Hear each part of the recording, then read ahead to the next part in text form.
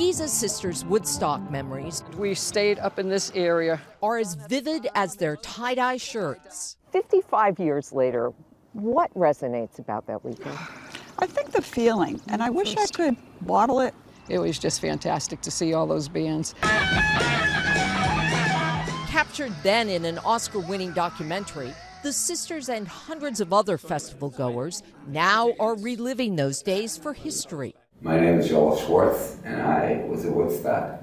Recorded by the Bethel Woods Center of the Arts. Why did you want to be part of this oral history?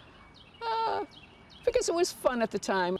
I don't think we'll ever get to that point again, that freedom, that spur of the moment, that spontaneity of actually just doing it, just going out and do something. I don't think people do that anymore. They have to plan, they have to take their phone, they have to know everything under the sun.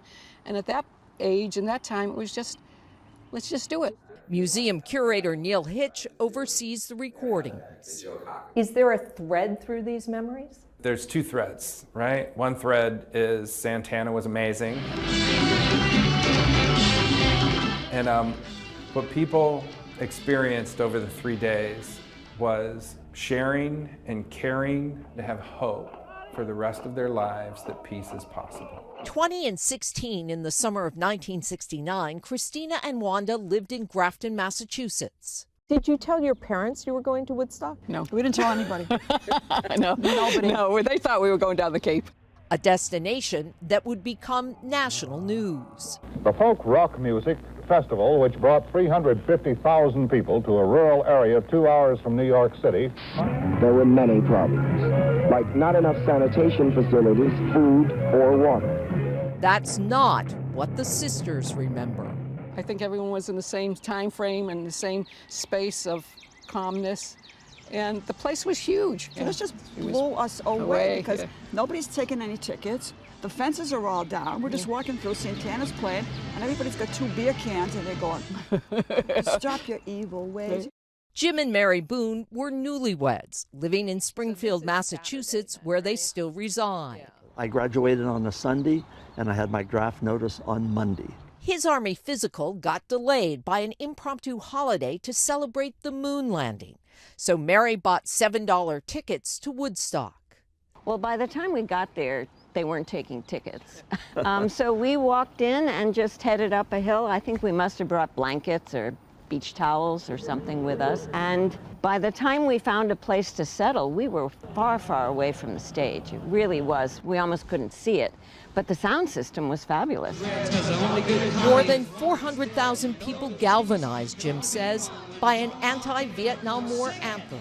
1, 2, 3, That was very memorable because for the first time that huge group of people unified into one group, all singing the same song and standing and clapping.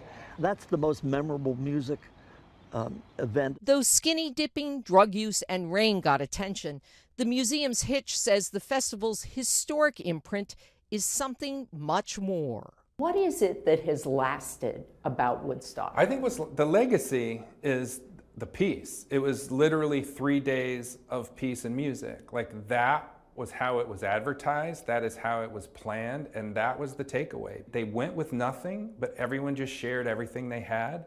No one remembers being hungry.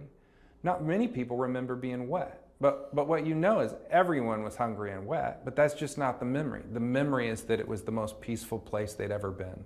Peace cut short that weekend for Jim and Mary. We had to get back to Springfield. We had to get back to work. We had a job Monday morning. If someone in 100 years listens to your histories, what do you hope they take away? God, those people were cool. No. Cool then and now. Anne Thompson, NBC News.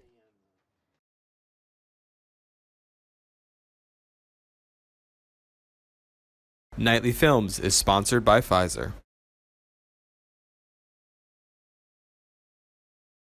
Carlos, what a pleasure to see you. Thank you for your time. Thank you so much. It's an honor and a joy to be here. Carlos, you have such a legacy of work.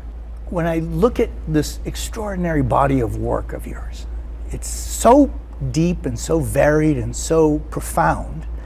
How is it that Carlos Santana starts? Beginning, middle, and end, up ahead, is grace and personal effort. You know, it's always for me, it's about energy and frequency. You know, it's the sound, frequency, resonance, and vibration. That is our language. Carlos, you know, when you first hear, or anytime you hear Thelonious Monk or Coltrane, they have their own unique language. And when you hear one note from Carlos Santana, it doesn't matter if you're playing blues or global music, it's just you have your own unique language. How did you find that language? I'm still trying to figure it out, you know. You're born with it. Authenticity, uniqueness, individuality, everyone has it, but a lot of people don't get it out. You have to learn how to get it out of yourself. I bring you back to 1969 with maybe the largest love-in many ways, right? Yeah. Woodstock. Mm-hmm. What is it that Woodstock meant to you, and what do you think you meant to Woodstock? Woodstock meant that we were more powerful than the presidents and the popes. The hippies just wanted to have a good time and not hurt anybody. And people were really upset. How dare them freaking hippies dance naked in the rain, you know, in the mud? What's wrong with them? You know, people were really upset at us, you know. And I was like, wow, you know, why are they so threatened by our freedom? What I learned from Woodstock is that we are capable to accept our totality as one. We are capable to embrace unity and harmony. You know, there was no fights. We share whatever we had. Granola, we share it, you know. And it's probably the best celebration I ever been to, you know. Nothing compares to Woodstock.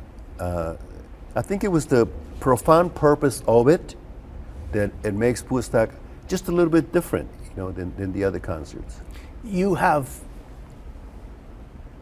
given us hundreds of songs, including just songs that for many people are almost like the soundtrack of their lives in different times. And I'm just thinking, what are some of the songs that you feel have been the most impactful for you? I Love Supreme, John Coltrane. One Love, Bob Marley. Blowing in the Wind, Bob Dylan. You know, What's Going On, Marvin Gaye. You know, All You Need Is Love, the Beatles. Like that, you know. What about Carlos Santana work? Oh, Carlos Santana, definitely Samba Pati, definitely Smooth, Maria, Black Magic Woman. Those are the ones that people, you know, embrace the four corners of the world. But personally for me are the ones who are instrumental, because the instrumental songs, they speak another language different than Swahili, English, Spanish, or you know, is the language of light. Melodies is the language of light.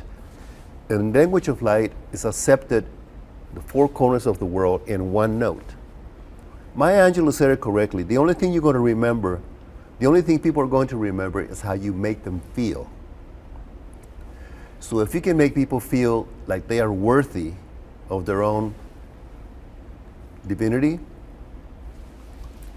you scored big.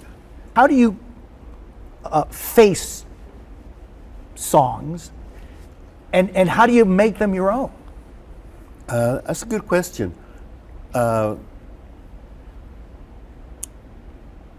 Grace again, personal effort, and I tried for a long time to sound like people that I love, like Otis Rush and B.B. King, and I used to lock myself in a closet in the dark and play and said, you know, maybe and the harder I tried, the more I sounded like me. So I said, you know what? I guess you're supposed to sound like yourself. Shut up and stop sounding like everybody else. God gave you your sound for a reason. Honor it and have fun with it. So I learned, you know, from my mother, I learned from my dad about 100%. My mother is conviction. My father is charisma, and also the way he sang a song. My father was like like Clark Gable. When he sang, women were just like, oh, Don Jose, whatever, you know. And my mom was like, you know. But there was something about my dad. They had this irresistible charisma, you know. I think I got that from him. How do, Carlos, you go from Jalisco with your father being a wonderful violin player in mariachi and singing? How do you go from that to being a giver of world music? I came from Outland to Tijuana, from Tijuana to San Francisco because of my mother, Josefina. My heart and my ears were open to what they used to call música tropical, which at that time was Lobo y Melón, Eddie Palmieri, Tito Puente, Ray Barreto. And I started realizing, even back then, that all of them came from African music. I learned so much when I went to Africa. I went to Africa in Ghana in 1971. You were able to bring all of those elements together and make it uniquely yours. I'm just wondering, how'd you do that? For me, it was natural normal to integrate. My favorite bands is AC/DC, you know, Rage Against the Machine, Metallica. I like music that has a lot of energy. I'm an energy guy, you know, but I also love the underneath music, like Miles Davis playing a ballad, you know. Somehow the whole blending of the balance is beautiful. It's not easy, but for me it is, to play with Gloria Estefan or people from the Rolling Stones or this, you know, because I wake up to compliment, not to compete or compare. That's the key, you know. I wake up to roll up my sleeves and I hear something that's like, compliment. You know, we're right now celebrating the 25th anniversary of Supernatural. Wow. That recording sounds as fresh and as vibrant and as alive as the day it came out. What do you remember about? You know, eventually everybody started calling me, including Prince, and you know, a lot of artists would start calling me, you know, because the album hit such a like it was like an explosion. Was right up there with Michael Jackson, Thriller, and the Eagles' greatest hits. It's quite a phenomena, you know. That's the word. In Florida, just recently, at the beginning of this tour that you're currently on, I got the privilege of seeing you again, and I was equally as moved by your music and by your light as I was 51 years ago. How, Carlos, do you explain your transcendence through time and space? You have to surrender every day. You know, you have to surrender. You have to have the willingness to surrender. You know, and I woke up the other morning and I saw a quote that somebody sent me about John Coltrane, and he said the same thing. He says, I must wake up people to remember that life is meaningful, and we're all meaningful. What is it in you and your art that keeps you as important, transcendental, relevant to other people's lives? Thank you. What is it, do you think? It's a thrive. I mean, it's an energy that is a perfect balance of spirituality and sensuality, you know. And so I have this dream about doing a global tour. I want to promote global music, to bring what the hippies used to do, the lovins, the colors, the patchouli oil, the good music, people not being afraid to join together, you know. I don't see too many lovins anymore in you know, in the parks. I think we need to bring that back. How can music unite? Melody. Melody is the two arms that embraces all of humanity, and to believing that we are one family, one body. Yeah. Yeah. You have lived a life of miracles, and you have lived a life of coincidences as well. Yeah, there's blessings and miracles and consequences. See, that's what this whole interview is about for me. It's about reminding people that life is meaningful, and you're significant and meaningful. You're precious and priceless. Take the time to cherish yourself. What is it you think that when we are no longer here physically, what is it that Carlos Santana is going to continue?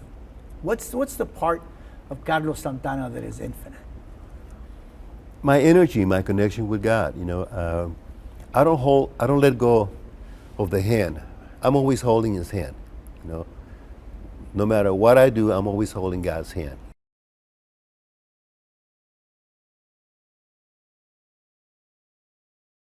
Nightly Films is sponsored by Pfizer.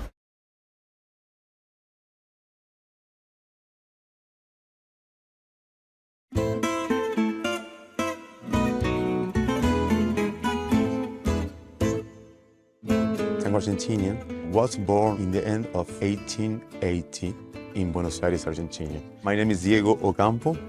I am a dancer, teacher, and choreographer of Tango Argentina.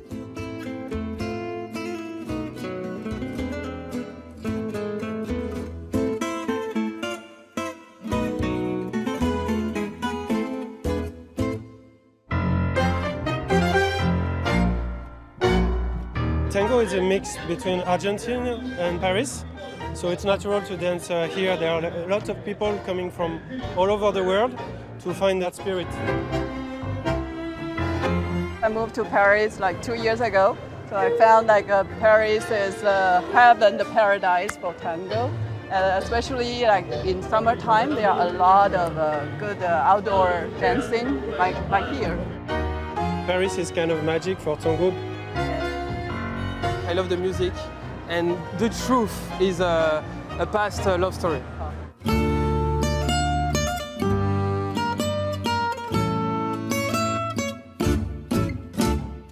I discovered the French tango community 6 months ago when I came here.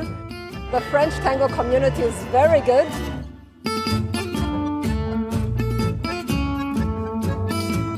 People were dancing outside and I just saw them and I didn't know what was this dance, so I just asked for trying and I fell in love with the embrace. Not with the man, but just with the embrace.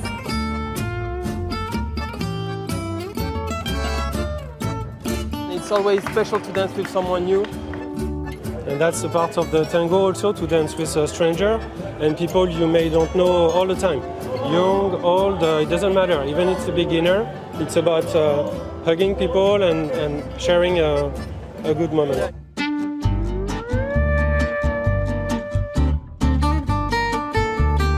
I think tango is like kind of a universal language. It was not necessary to speak French to be able to connect with people here and dance. Everywhere we go, even like verbally, we don't speak the same language, but like our physically have the same language, you know, so you can always connect with people. You feel everything that the other person is bringing to the embrace. And I think that's really an amazing thing, that you could have that kind of connection that lasts for a moment and then not try to reclaim it or build anything on it, but just enjoy it.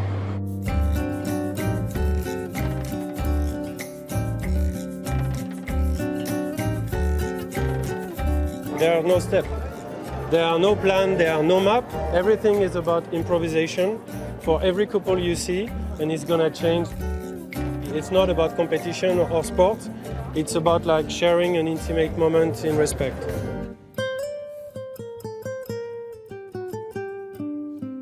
There are a lot of different styles, I think, but I try to just embrace the person who's in front of me, who's with me, and try to feel what they want to express and share that experience with them. Love your partner, body and soul. It's not only moving a body, it's also moving emotions. It's motion and emotions.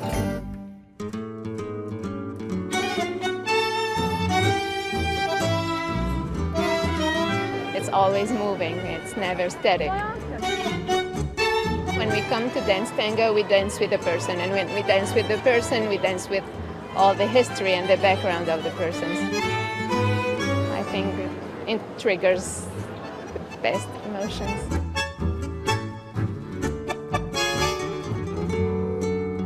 It involves all of your body and your personality. Paris gives tango another way to dance, another way to live. It's really a special place to dance tango, Paris.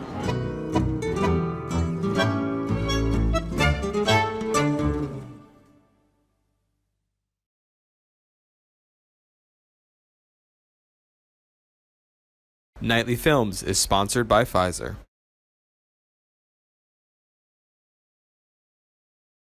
The irony. I've been comparing myself to other people my entire life. I've been like living up to a standard. I finally don't give a hoot. And now I'm being told it's the beginning of the end. You're past your prime or yeah, whatever. You're like, you know, you had a good run. So Brooke Shields, what is your drink here? It's iced green tea. Very refreshing. Refreshing on a hot summer nice day. At this time of day. Yeah. Thank you so much. A little later, it would have been tequila, but I would have done tequila too. We've done everything on the drink. Cheers to green tea.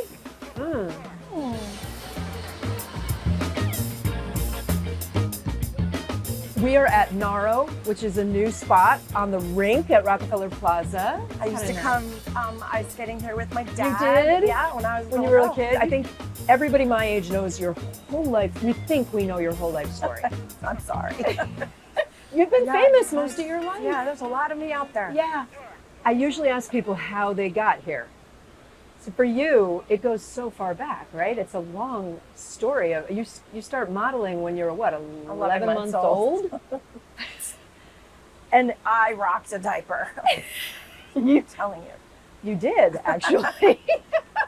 You modeled for companies for years as a kid. Yeah. With your mom managing you. In the city. In the city, hustling. Oh, it's still a hustle. You were the primary breadwinner, is that right, for your mom and you? Yeah, yeah. I mean, my mom was a single mom, and I fell into this opportunity, and it paid the bills, and I had a blast doing it. You know, when you're a kid model, you get to go to like Knott's Berry Farm. Yeah. And in a van with other kids, and then they photograph you for McCall's Patterns, and you know, you're with your best friends, and they do it on the weekend. And you're having fun. And then I would go to regular school. So it was sort of this, it was just always a job, but it never was who I was. I know you wrote a whole book about your mom. Yeah, right? I did. So it's probably a pretty complicated relationship, I would imagine. You know, I mean, what mother-daughter relationship isn't fraught and right, but throw in you managing your career. Well, and part of that made it easier because it was the two of us against the world. Yeah. And as a young child, having your mom be there and buffer you from so much of what I see now allowed me to be a little kid. Your mom made some choices that now people question, right? Like Pretty Baby when you were 11 years old, playing a child prostitute. Mama, aren't you handsome? You know what? I'd make that movie again. You would? That one in particular, absolutely. Why? It's the most beautiful movie I've ever been in. You make the point in the documentary that it could never happen now, right? I mean, an 11-year-old wouldn't. Most of my movies you would couldn't not make happen now, now. or anything you Blue couldn't make Lagoon, now. you were how old? I was 15. And naked in lots of the scenes? I mean, had a body double. Okay. And then had my hair taped to myself. So it was like, it was this weird, but we were living on this island and we were living in that world. Like it's really interesting. Like you could never make movies the way we made them then. We went off and set up an entire ecosystem of and you lived people, there. And we lived there for over 5 months on a deserted island. Yeah. That stuff doesn't happen anymore. I got a call sheet every night. I knew what to do every day. Those types of boundaries, especially if you're living with, or the person you love, your mother is an alcoholic, boundaries are the things that you rely on. Yeah. you know, it's how you like get hippies through all those yeah. years and don't have that child actor And sort I of always falling have apart. people. I always had people, you know, yeah, they had an invested interest in me, but they also cared. It's the biggest sort of constantly moving contradiction that somehow I truly believe I came out unscathed. You go off to Princeton. I did go to Princeton. You didn't have to do that probably. You were in the midst of you were on fire at that point, right? And You'd done the Calvin Klein commercials, like everybody knew you, and then you go to Princeton. I think, you know, first of all, it was the time to go. I don't think I knew it, but I was about to be in decline. I wasn't the 15-year-old, you know, anymore. Sensation. Yeah. Right? You know, going to a university and studying something that had nothing to do with my profession, and later finding how it informed my creativity and what I do. Yeah. I wouldn't be able to write books. It made to you the a critical extent. thinker, I'm sure. Critical thinker and a a writer. more analytical and writing with a different, with a broader view. Yeah. And then in your 20s, you get back into acting. Try to. You have a lot of famous friends for a while. You're hanging out with Michael Jackson. You marry Hey, Andre Miss Agassi, Piggy. the tennis pro, and Miss Piggy. And Miss Piggy. I forgot about that. She would not be happy with that. I'm just telling you Okay. right now. You know, it was a lot of ambling around. You have to keep proving yourself. Yeah, and I had gained weight in college and had didn't? bad hair. And all of You've those never had things- bad hair. I'm sorry. Well, There's there no was way. a perm feathering moment, which wasn't, that was high school. That was a little I had the brutal, perm but- too. I had the total perm. I had the bangs. It was not a good idea, but just all you saw was like this. But it was a lot of pick me, try to pick me, please, please, please pick me. That had to be hard inside. Oh, it was all consuming because I didn't know who I was without it. You know, what do you mean I'm not doing a movie every year? What do you mean I'm not considered an ingenue? I'm 18, I'm 21. And you're constantly going, no, I'm good now. And now I have an education, so I'm smart. Like, don't you want that? And they don't. And I found Broadway, and then, thank God, comedy and TV. Is that when like Suddenly recognized it. Yeah. Susan and all It that started starts with Friends, happening? and then Suddenly Oh, Friends, Susan. right. And I that forgot just about Joey and changed- Friends. Yeah, that changed the whole trajectory of my career. I want to talk about what you're doing now, because you really, it seems like you're sort of reinventing yourself again. You've got this new company. You started it as a community of women over 40, right? I was in my mid-50s and feeling amazing. You know, there was balance. It was, and I couldn't understand why I was being overlooked in the marketplace. I started this online community because I said to one of my best friends, I was like, this is crazy. The irony. I've been comparing myself to other people my entire life. I've been like living up to a standard. I finally don't give a whoop. And now I'm being told it's the beginning of the end. Right. Like you're that's past your prime or whatever. You're Yeah. like, you know, you had a good run. And I was like, no, I'm just starting to run a different course here. I love that. And you found a lot of people. And they very quickly kept saying, what are you selling? And I said, I'm not here to monetize you. I'm here to get to know you and find out what you want and what you need. And inevitably it went to hair. Hair. People were like, what do you do for your hair? Well, there are things that happen over 40 where you have to address. So we developed 3 unbelievable products, really addressing problems and changes and challenges that women over 40 were starting. Frizziness, texture, dullness, and it all started at the root. So the brand is called what? The brand is called Commence. We launched, and you were telling people to go to shopcommence.com, and they're buying it. Cheers to that, right?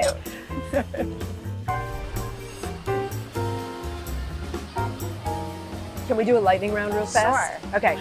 Weirdest thing about you? My feet. They are not good. Best advice you ever got? Don't take no for an answer. Worst advice you ever got? Just do what they say.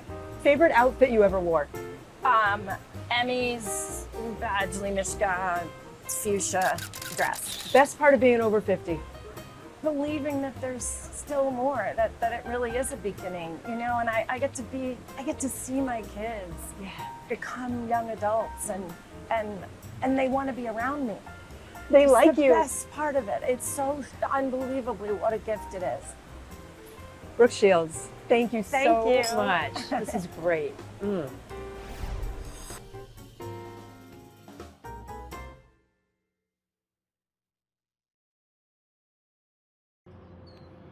In Kansas, this ballpark feels more empty than it should.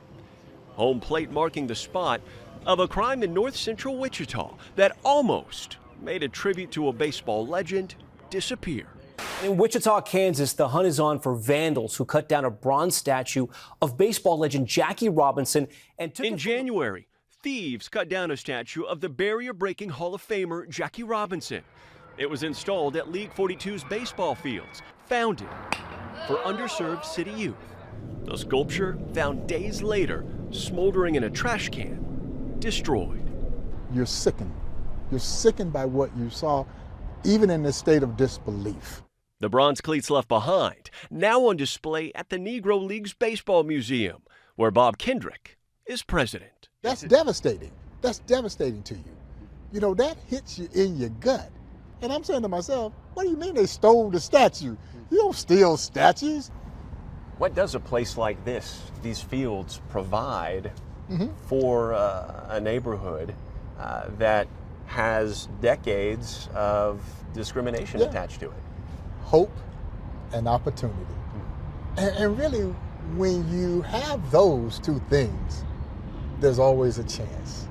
You always got a chance. And so many of our children seemingly lose hope as they are trying to grow out of circumstances at no fault of their own. And then every now and then someone comes along, like this program here, that provides an opportunity. Here in Wichita, you've got a neighborhood that was historically redlined. Yes. And then ball fields given Jackie Robinson's name. Yes. They decided to not only use the likeness of Jackie by way of the statue in this park, but also the virtues and values that made Jackie the remarkable human being that he was, to try and instill hope and belief in these young people as they were trying to bridge the economic gap that has priced out so many urban kids from playing our game. We have 2 outs and a runner at third. And that hope, exactly why League 42 was founded in 2013, when Bob Lute saw a chance to help kids in need. When we drove by and we saw the old backstops rusted out and really not much activity happening here, we said, okay, let's go. Lute's found funding and renovated those fields and even added a few more, naming the league after Robinson, and soon enough, unveiled the statue of the famous Dodger, standing tall. It's a symbol of everything we try to stand for. Perseverance, overcoming odds, not giving up, everything that Jackie Robinson stood for and was able to accomplish. But following its sudden loss, strangers stepped up, donating nearly $200,000, more than enough to rebuild number 42 in bronze. The original sculptor, Kansas artist John Parsons, died in 2022. His wife Carol sharing she was in awe the first time she saw it. Throughout the entire process, he was always talking with the Robinson family. Yes. He wanted to get Jackie. Oh, he wanted it right. Oh, yeah, and he had pictures of Jackie Robinson all over his shop. In a career that spanned a lifetime of all sorts of artistic work, was the Jackie Robinson statue his finest moment? Yes, for sure. A skilled team at Art Castings of Colorado went to work. carefully painting and pouring. So this is part of Jackie's jersey. The goal here is for it to look like it did when the artist dropped off the clay original.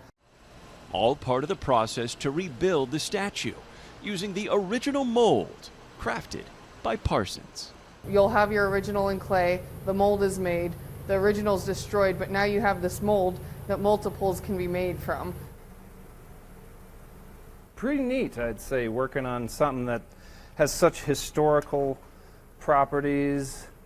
And it means a whole lot to a lot of people, so I am trying to maybe I'll pay a little bit more attention to this one.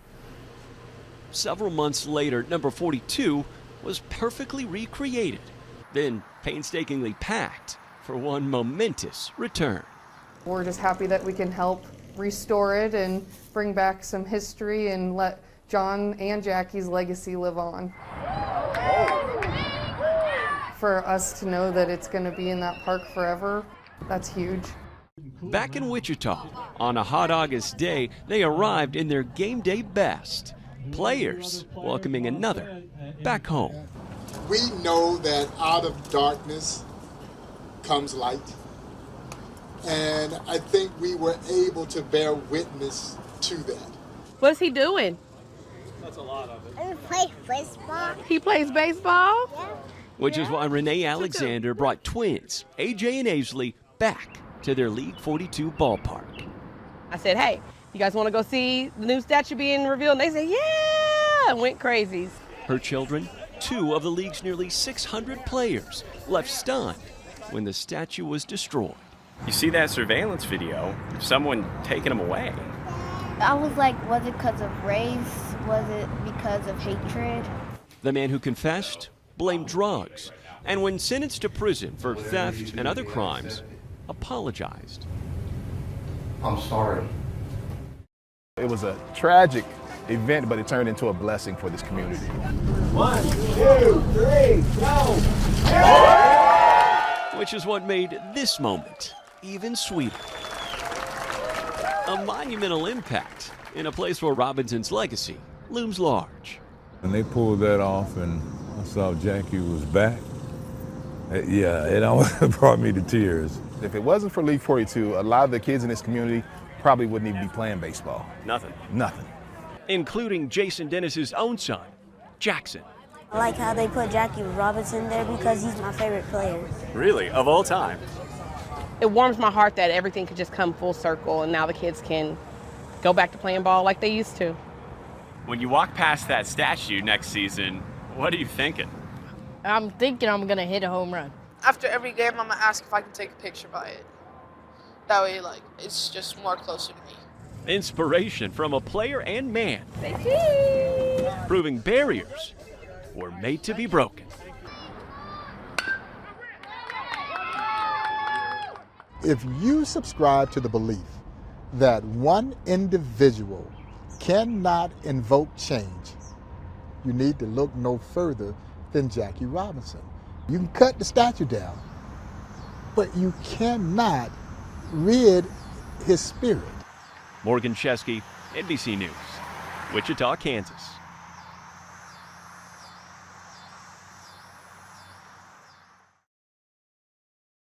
Nightly Films is sponsored by Pfizer. You fought for Lord of the Rings. As well. I read that you were in a tent. Yeah, because You're it was in a tent tent, accommodations. and yeah. you're recording videos. Yeah, and there's a sandstorm in the back. It's like.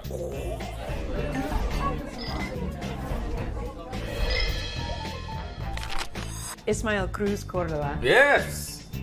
Mucho gusto. Igualmente. We're at the Pig and Whistle in New York, in Manhattan. This is sake. Sake, yeah. And it's unfiltered sake, Okay. which is nigori sake. Uh-huh. And well, cheers. Well, cheers. How did you get into sake in the first place? Through Friends? sushi. Sushi. Yeah. Right, because you're having sushi, you order sake. Yeah. And I got and yeah, no, I just loved it. And like getting a little bit of the history of it all. You're an actor. Yes. How did you get here? We're on there. Very careful. Dr. Frazier. So you gotta learn how to use one of these. A bala, a bullet. A bala settles everything. I came from a place, you know, poor, but not a lot Puerto of... Rico. In Puerto Rico, yeah, and like in a specific neighborhood of Puerto Rico, rural. Growing up in an environment that people didn't have a voice.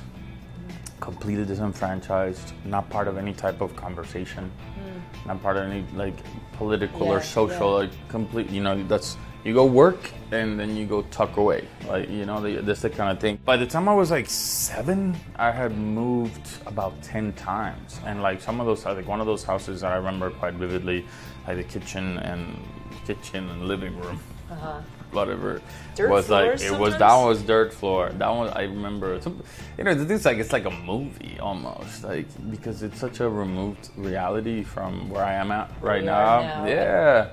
Even I mean, like the arc of like of where I've been, where I came to where I am, even to me, it sounds like an impossibility sometimes, you know. But yeah, I mean, I remember like in that one we showered outside, like it was like a showered outside. Yeah, like they built like these with 4 panels, like wooden panels, and just put a garden hose at the top, you know, through a hole, and these frogs, these big frogs were around you while you were showering, and I don't like that. What does that create in you, that environment? For me, I was extremely curious, and I always had this struggle along with my curiosity, because I was extremely curious.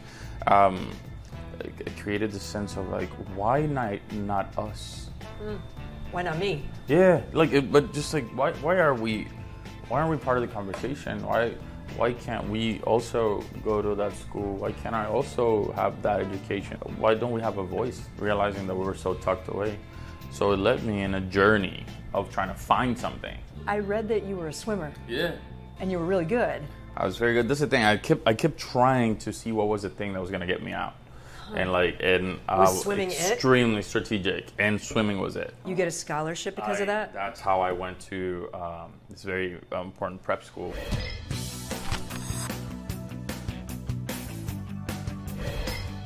You go to NYU in New York. Yeah.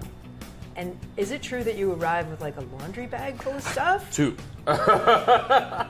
Dude, that's the thing. Like you didn't have suitcases. Nothing. Like nothing, and like it was uncharted territory. I made all the research myself. I wrote all the essays myself, all the applications. I remember in JFK, like picking up my 2 laundry bags, and then at Welcome Week at NYU, that all the parents are there. You know, with their kids. Your parents aren't there. No, I'm by myself with 2 laundry bags, but like just like smiling this broadly, but starting to understand. Smiling because you're like, this is it. That was my dream. That was my dream, you know. But it was rough for not having that support, of course. I feel myself almost wanting to cry. I mean, honestly, that is a journey. Don't cry. Have some sake. No. just that piece, and that's not even where you are now. Like that, those hurdles that you. I mean, I don't know if they're hurdles, but like those challenges that you had to get past to get where you are. Yeah. It's incredible. Yeah. And it shouldn't be that way either. A lot of people talk always about the silver lining of things and everything happening for a reason and whatnot. And of course, there's a component we can philosophize about all that. But there are some things that don't need to happen. Yeah. There are some things that are not necessary to happen that we can correct. How do you get the role on Sesame Street? Does girando rhyme with mando? Yeah! You know, I wake up this morning to like a bunch of messages. You should audition for this thing. Do you know that this is happening? It was this big national call that they had. But I knew that I needed an appointment if I wanted to actually rise above the hundreds and hundreds of people. Do you even have a manager? At that point, no. But that's the thing that I've always had these. Yeah. I was very brave about certain things, and I said, I need an appointment. That sounds like manifesting it, right? Knowing what you have to do to get to where you are, you know, and knowing that a lot of these rules, as we're talking about, they're made, and that's the thing, they're made with people like myself. At the moment, they're not made with us in mind, you know? So you have to challenge them, and you have to challenge that kind of authority and that kind of system. And I did all the time, and I still do. You know, I still write letters to casting directors or directors when I'm passionate about a project, whether I get it or not.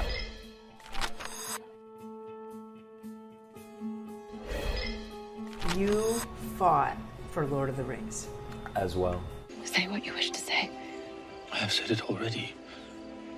100 times over, in every way but words. I was auditioning for almost like 7 months. I get the audition for Rings, the first one. And then I'm in New York. Then I go to LA and I do the second one. Then I get this movie in South Africa. And I think I do my third and fourth one when I'm in the desert in South Africa.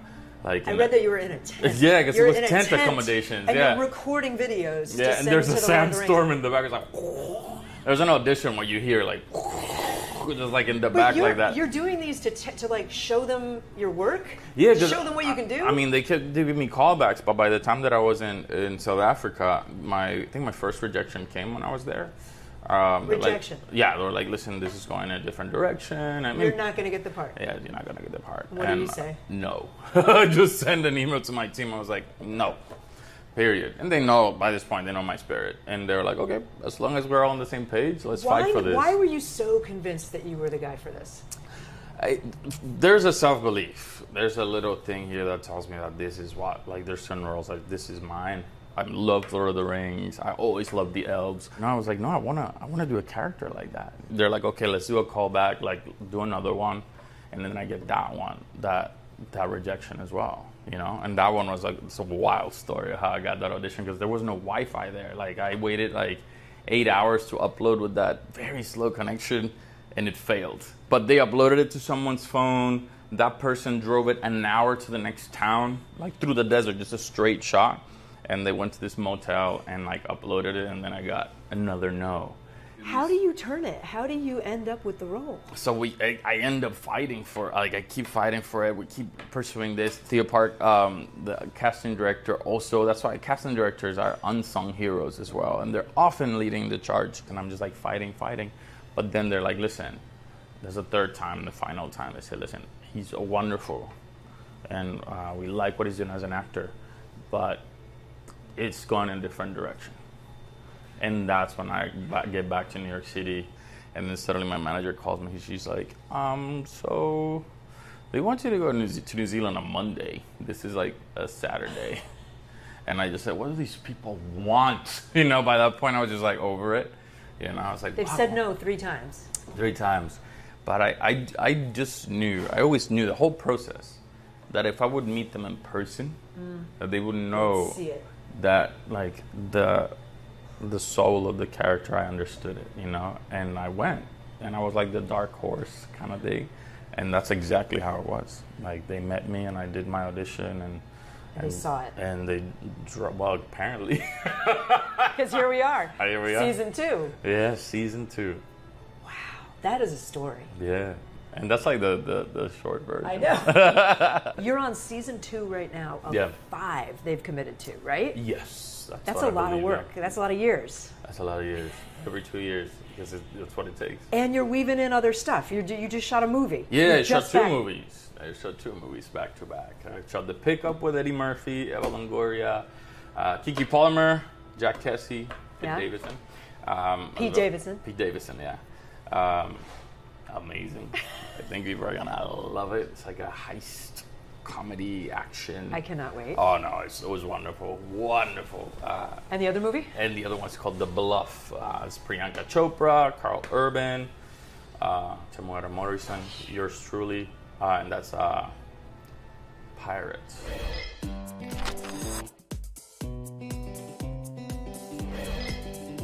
Can we do some rapid fire questions? Yeah, let's go. Okay. Favorite part about this role? How broken he is. I love that complexity because we all have a crack. We all have a fracture. We all have a somewhere that like there's no one that's not dealing with darkness. And I love characters like that. And how much he leads with the heart. Just like myself, he just goes for it, you know. Best advice you ever got? You know, the older ladies when I left Puerto Rico, I don't know if this is the best one, but it's one that pops up to mind. Don't sell your soul. What it means to me is like to stay true. Close to your essence, you know? And that really becomes more and more important apparent as you go, especially doing this thing. Ismael Cruz Cordoba. Cheers, I have a little bit left. I have a little bit left. I have a little bit left there.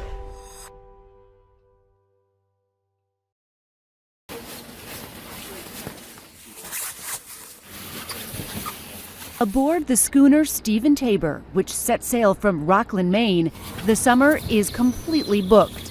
Schooner Stephen Tabor, Whiskey Delta Bravo. Captain Noah Barnes, like his parents before him, ushering in guests. Welcome aboard the Stephen Tabor. We're going to have a great time. Vacationers pay just over $300 a night to eat, drink, and sleep aboard. 260! And pitch in. Hoist the stage rifle! We've got pilots, and we've got lab techs, and we've got plumbers, and we've got cable installers, and we've got doctors, and the radiation tech, and it's everybody. So business is good. So business is good. Americans' summer travel budgets are up 18% overall from last year, and travelers are hungry for experiences. My cell phone went off and just got thrown into the cabin, and it was just wonderful. It was the first time in so long that we just chilled out. Below deck, we are in the galley of the schooner Stephen Tabor. Today I'll be cooking breakfast for about 26 people, including crew.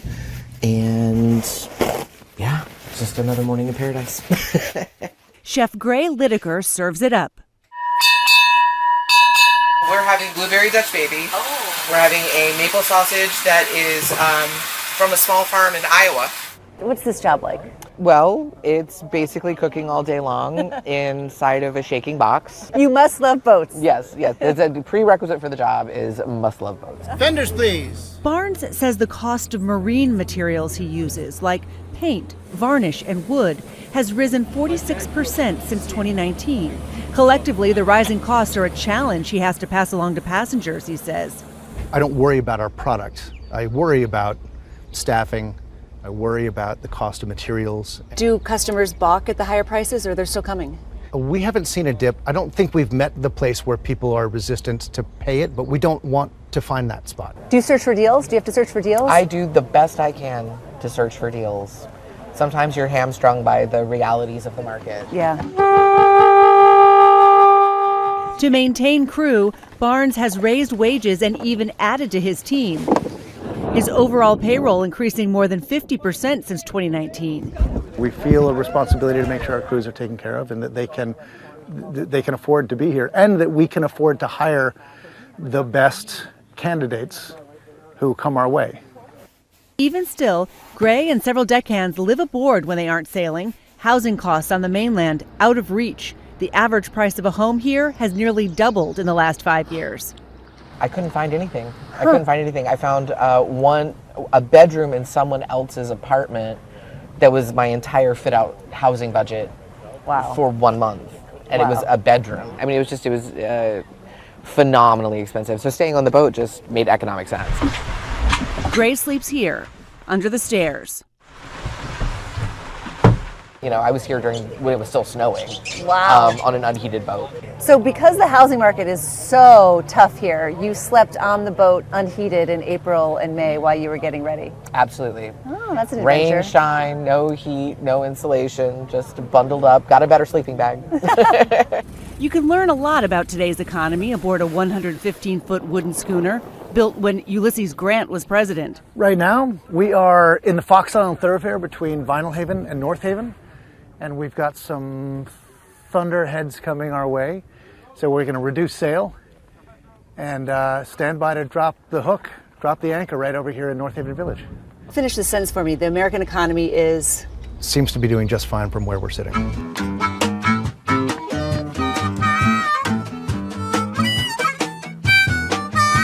Well, there's something about this experience, just being out in the weather, being outside, being in good company, it sort of reminds people the important things. There's good food, there's cool boats, a little bit of music. A contrast on deck. For so many, affordability a challenge, even while travel and leisure are booming. Christine Romans, NBC News, Rockland, Maine.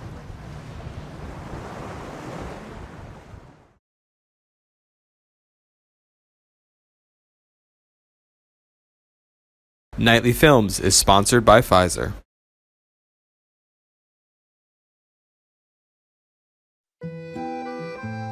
The Eiffel Tower is an iconic place. It represents everything French, the glamour of Paris, and something absolutely unique, sort of je ne sais quoi. The Eiffel Tower is nothing short of being synonymous with Paris. It's one of the few things in the whole world that you can relate directly to a city. I'm Oliver G, and my podcast is called The Eiffel Tower. I think everybody who visits Paris should climb the Eiffel Tower once. I think it's an absolute must-do. But I think the best views of Paris are the ones that include the Eiffel Tower.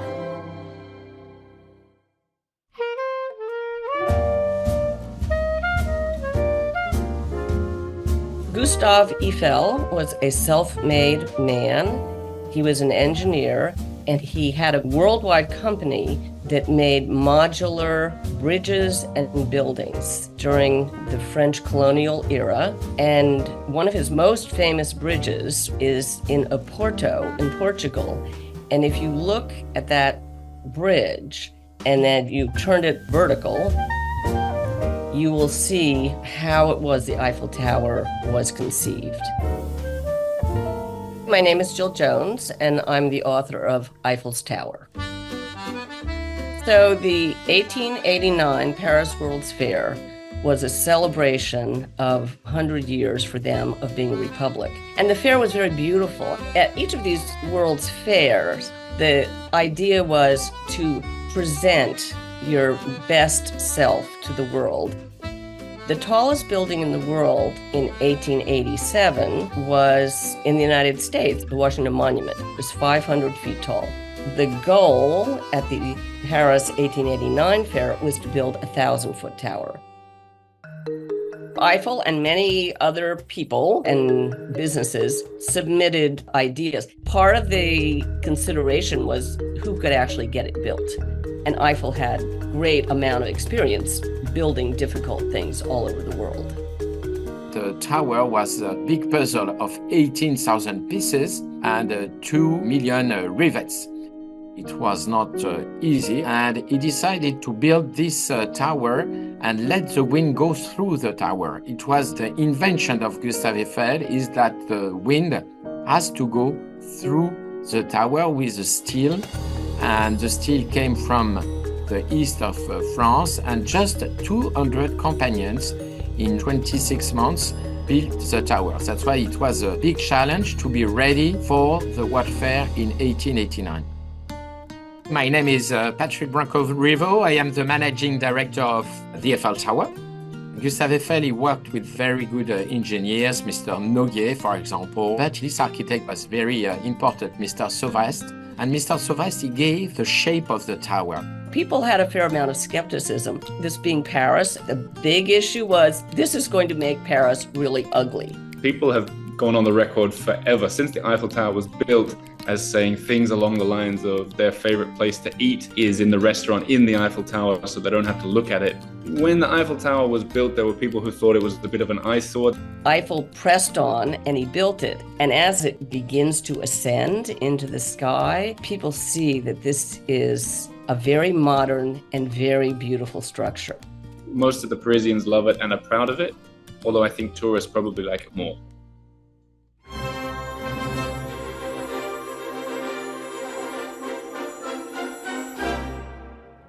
Gustave Eiffel had an apartment at the top of the Eiffel Tower, a beautiful view from his apartment. It had a grand piano. He hosted many famous royals and celebrities of the day up there. The Eiffel Tower during the fair had its own newspaper. So Le Figaro, very famous French newspaper, had a printing press on the Eiffel Tower. And so every day you could read about who came, what happened, goings on in the fair. So when Eiffel began building the tower, it was expected that it would be there for 20 years. It was a temporary structure. The Eiffel Tower was built strictly to be this spectacular statement of French industrial might and modernity. It was just a centerpiece for the fair. So from the minute Eiffel finished the tower, he was always thinking about how could he save it from being torn down in 20 years. And the solution was to make it essential to the French military in their communications with the colonies in North Africa and elsewhere. Gustave Eiffel decided to go to visit the Minister of War, and he told him that from the Eiffel Tower it could put some military antennas. And the Minister of War decided to say, okay, to Gustave Eiffel, we will put military antennas, and that's why the Eiffel was not dismantled for military reasons. It was Eiffel who made it his business to see that the tower began to have a very practical national security role. The Germans were enjoying themselves tremendously. Gleefully, they hung the blood-stained swastika from the Eiffel Tower.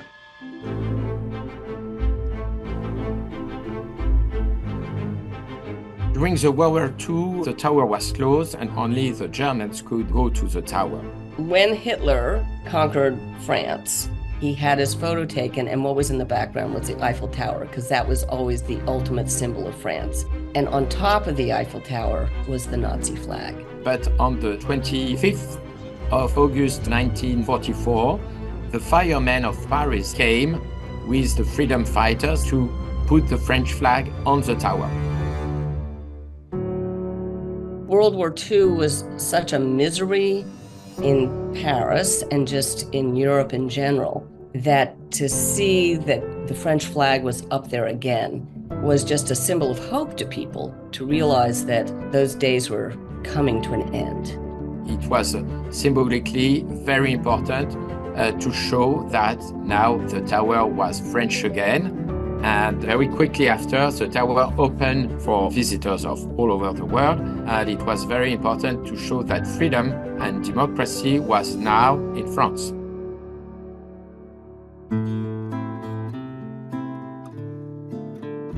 In 1964, the Ministry for Culture decided to protect the Eiffel Tower and to say that it was an historical monument. It does mean that the tower couldn't be destroyed, and you have to follow some regulations in order to protect the tower.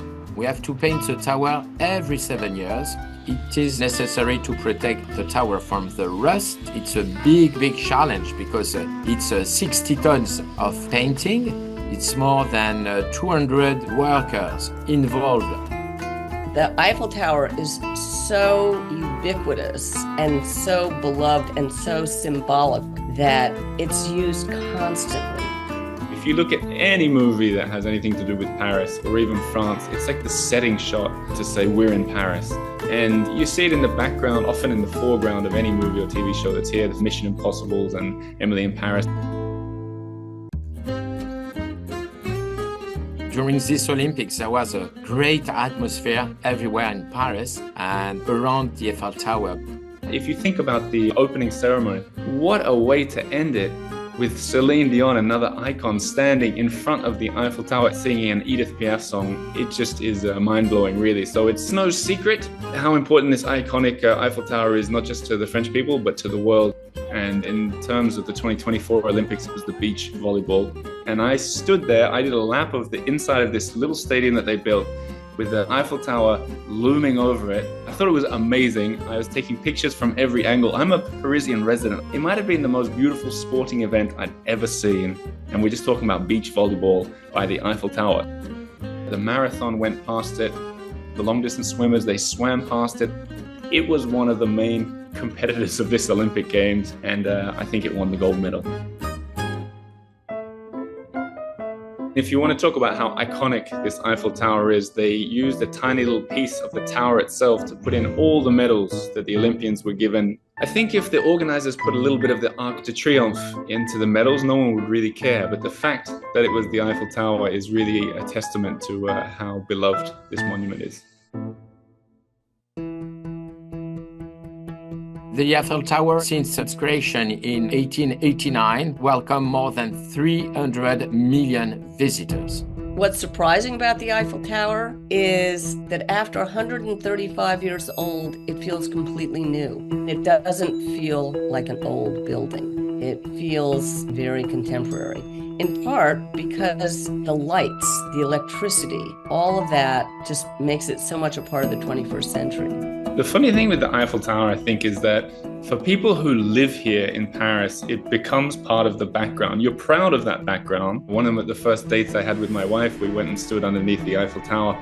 People proposed to each other in front of it. It's the ultimate background shot. It's something that says Paris, and it says it so impressively. You know, even when you're coming in on an airplane, sometimes you can see the Eiffel Tower before you land, and it tells you, I'm in Paris. I think the legacy of Gustave Eiffel, or Eiffel, as the French would say, I think it's absolutely cemented. I think he would be extraordinarily proud, not just of the tower that he left, but of his business acumen. Imagine how he would feel to see it still holding the spotlight 135 years after he constructed it. Really is gobsmacking. The French embraced the Eiffel Tower 135 years ago, and they have never stopped loving the Eiffel Tower. What I can see is that the tower touched the heart of everybody, whatever the nationality. I think it can easily rest on its laurels for a while. It's been 135 years. I think it's got a long future ahead of it. And if this Olympics was anything to go by, I think many future generations are going to continue to enjoy drawing it, seeing it, and of course, visiting and traveling to the top of it and seeing the spectacular view of Paris and beyond.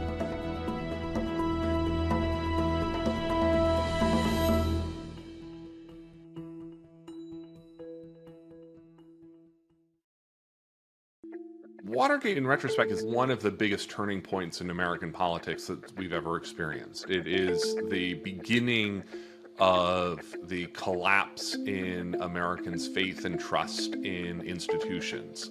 Watergate, I think, is best understood not as an event, but as a mindset, this paranoid, conspiratorial style of politics that Richard Nixon brought to the presidency leading up to his resignation in August 1974.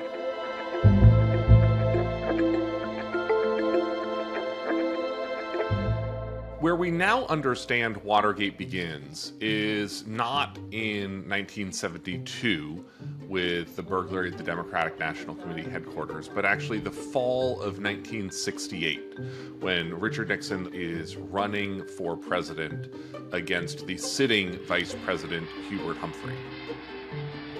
Tonight, I again proudly accept that nomination for President of the United States. In the fall of 1968, of course, the Vietnam War is going strong. And as Lyndon Johnson is thinking about the end of his presidency, he wants to push the Vietnam War to a conclusion and convenes what we now call the Paris Peace Talks. There were reports earlier from Paris that the U.S. and North Vietnam were on the verge of a breakthrough, that the president could now order an end of all air attacks. When Nixon hears this, he's convinced that he's going to spring it on Nixon in the last weeks of the campaign and let Humphrey sort of soar to victory on a feeling that peace is at hand. Richard Nixon realizes that the end of the Vietnam War is going to be bad for him politically. So he engages in some remarkable duplicity. He works with a Washington socialite named Anna Chennault to send a message to the South Vietnamese government that says he will make a better deal for the South Vietnamese than they will get with Lyndon Johnson. To put a very fine point on this, Richard Nixon tries to keep the Vietnam War going in the fall of '68 for his own personal political benefit as a presidential candidate. Nixon's the one. At almost midday Eastern Time, NBC News projected Richard Nixon, the 37th President of the United States, when it became evident he had carried Illinois. So this Chennault affair becomes the scandal that he must keep buried no matter what. Exchanges between the President of the United States. In 1971, the Pentagon Papers come out. Good evening. Another installment today from a secret Pentagon report. It says that while Lyndon Johnson was running for president in 1964, while the Democrats were depicting Senator Goldwater as trigger-happy, bomb-happy, and a warmonger, Johnson already had a secret plan to expand the war after the election. The Pentagon Papers should be one of the great political triumphs of Richard Nixon's career. There are 2 million words in the Pentagon Papers, and not a single one of them is Richard Nixon. Nixon is afraid, as the Pentagon Papers are leaked in the spring of 1971, that the Chenault affair will come out as part of these leaks. One after another, he sends the Justice Department into court, and they stop the New York Times from publishing, and then the Washington Post, and then the Boston Globe. A federal judge today ordered the New York Times to suspend temporarily publication of a series of reports based on a secret Pentagon study of how the United States became involved in the Vietnamese War. And so you had this chain reaction of all America's editors getting together and saying, we'll all go to jail together, but we're going to show that the truth gets out. When these documents leaked, it emboldened the press. The New York Times' decision to publish these classified documents, despite threats from the Nixon administration, was a bold assertion of the media's role in informing the public, even when it meant challenging the government. Finally, it goes to the Supreme Court, and the Supreme Court says, no, people have a right to see this if it's properly screened of the classified material. And Nixon has now suffered a huge public humiliation in a fight that he didn't really even have to get into. The challenge of Richard Nixon is Nixon was never really able to get out of his own way. He was paranoid, he was conspiratorial, he thought everyone was always out to get him. And there's this feeling that, this is going to happen again and again and again. They're going to keep leaking this stuff, so we're going to put together a team to stop leaks. And that team, of course, is called the Plumbers. And the Plumbers are the men behind that burglary at the Watergate complex and the Democratic National Committee offices in June of 1972. A controversial day in politics. A man arrested trying to bug the offices of the Democratic National Committee in Washington turns out to be an employee of President Richard Nixon's re-election campaign committee. On the night of June 17th, 1972, G. Gordon Liddy, E. Howard Hunt, James McCord, and 5 Cuban burglars breaks into the Democratic National Committee headquarters in the Watergate office building in Washington, D.C. And over the course of the next couple of days, FBI investigators, D.C. police investigators, and journalists, including the Washington Post's Bob Woodward and Carl Bernstein, begin to unravel that the burglars here have ties to the Nixon White House. McCord and his accomplices, meanwhile, have been charged with second-degree burglary and released on bail.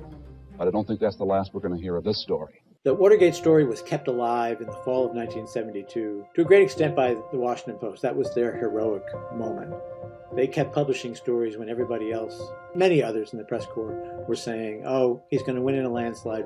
What use is this? Watergate was a seismic shift in American journalism. Now, before that, there was often an unquestioning reverence for the presidency.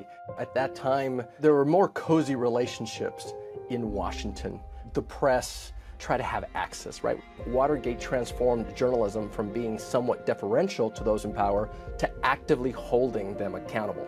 The irony is that Watergate effectively does not end up influencing the fall 1972 election at all. We are not sure that President Nixon's victory in the election is the biggest landslide on record, but it surely was one of the biggest ever. This adds up to a record-breaking 521 electoral votes for President Nixon, who won 49 states. It's really James McCord's letter to the court in March of '73 that blows the Watergate story wide open.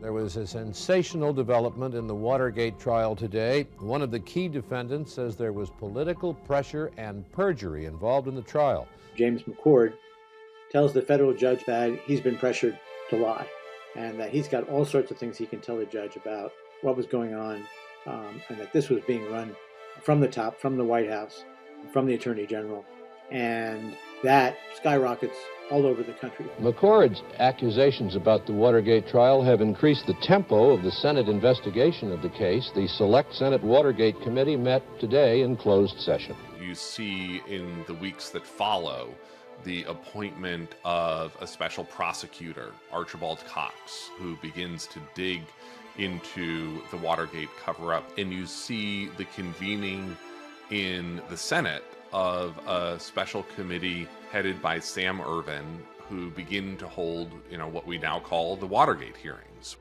Here in Washington today, the Select Senate Committee to investigate the Nixon re-election scandals began its work in the Senate caucus room. The televised Watergate hearings were a game changer. They brought this very complex political scandal into America's living rooms. They were watching the key figures testifying. It was the visual element that made this abstract concept of government corruption very tangible and personal for millions of Americans. The Watergate hearings bring in all of the biggest names in this scandal for blockbuster, explosive testimony. None that is more explosive than the revelation by Alexander Butterfield in the summer of 1973 that there is a secret recording system in the Oval Office. At those hearings, he testified that the system was checked often and worked properly. In the wake of Alex Butterfield's revelations about the White House taping system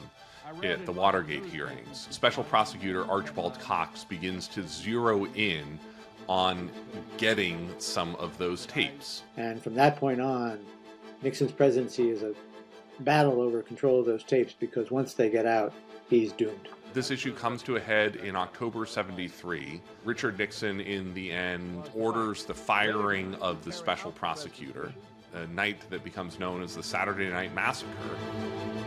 Good evening. The country tonight is in the midst of what may be the most serious constitutional crisis in its history. When Nixon fires the special prosecutor, you have this idea that Attorney General Richardson had to fire the prosecutor, Archibald Cox, and Richardson refuses, and he resigns.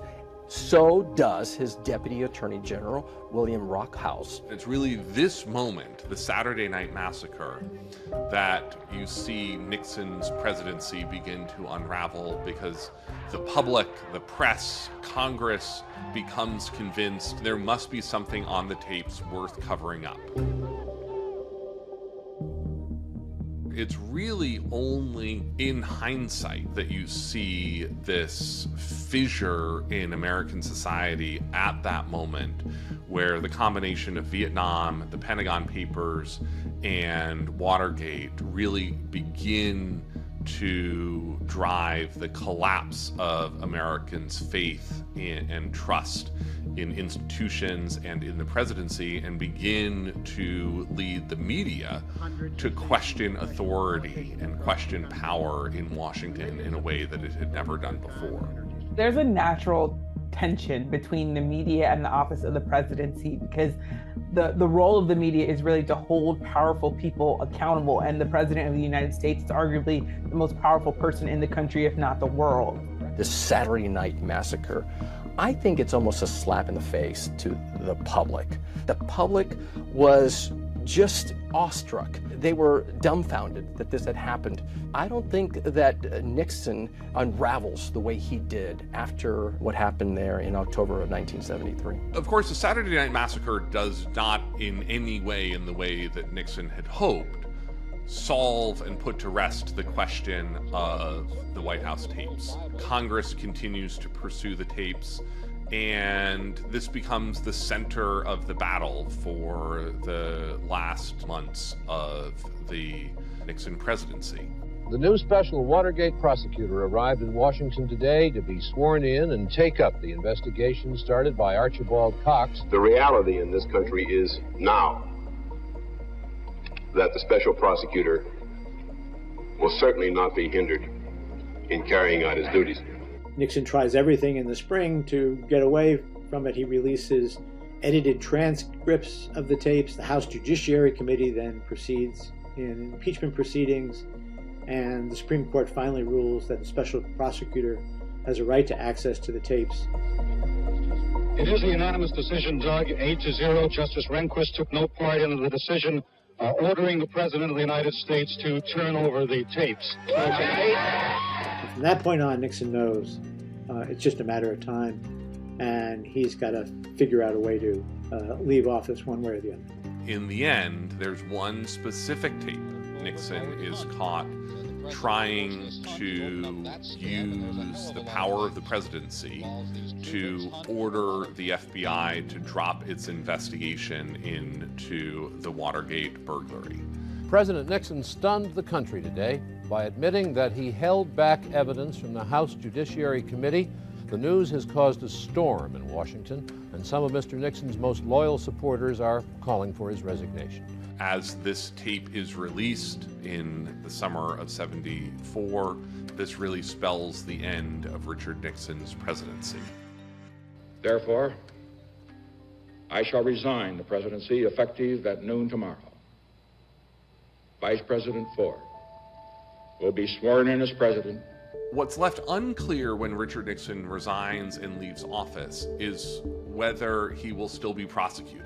And Gerald Ford ends up making the decision that he needs to pardon Richard Nixon in order to move Ford's own presidency forward. It could go on and on and on, or someone must write the end to it.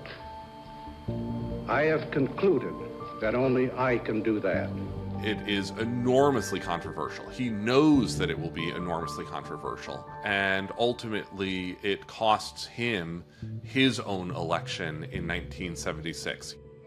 Post-Watergate, we see newsrooms that become more skeptical of the official narratives, and then individuals, citizens, the society, the viewers, the readers, they also become skeptical, but not just of government, but also of news as well. We're living in this era where it can be really, really tough to report and to help people understand that there are still facts, that there is still truth, even if some of the people that are taking in our reporting, they want to go out and sort of find facts that fit their worldview. That erosion of trust is the huge legacy of Watergate.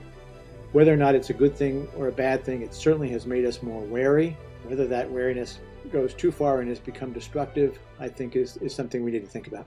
A lot of people look at Watergate as a story of how a system was broken. But to me, Watergate actually represents this incredible, hopeful story of how the system works. There's a role for the FBI, the Justice Department, the House, the Senate, the media, the District Court, the Appeals Court, the Supreme Court, and every one of them has a part to play and must play that part in order to bring Richard Nixon to justice.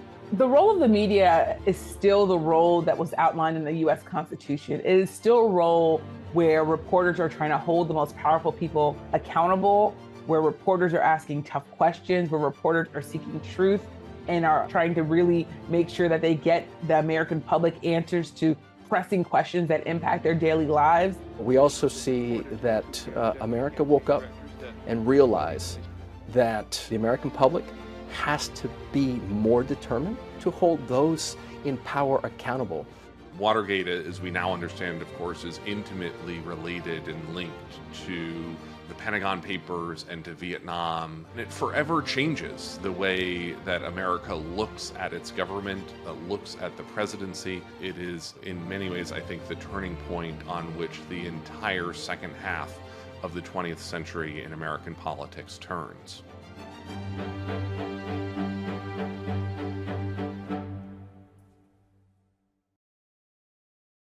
Nightly Films is sponsored by Pfizer.